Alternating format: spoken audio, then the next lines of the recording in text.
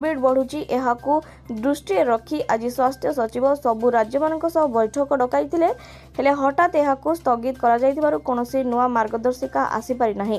तेबे राज्य में कोविड स्थिति नहीं समीक्षा करुछंती स्वास्थ्य सचिव। ओमिक्रॉन सब वेरिएंट जे नुआन विभिन्न लक्षण रहुची। भोक न लगिबा, ज्वर, थंडा, गलारे संक्रमण, सुकिला काश, मुंड बिंधा, गैस्ट्रिक, बांती, नाकरू पानी बाहरिबा लक्षण देखा देइथाय। यह सेतेटा मारात्मक होई नथिबा सुधा लक्षण देखादेवा मात्र डाक्तरों को परामर्श नेबा उचित।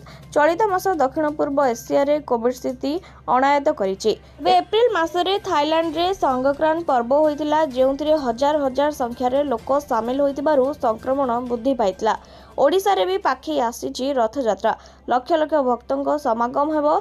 एहा पूर्वरु कोविड को मात न दिया गले रथयात्रा रे भी संक्रांत परि संक्रमण जोगु विस्फोरण हेबार यथेष्ट संभावना रहिछि।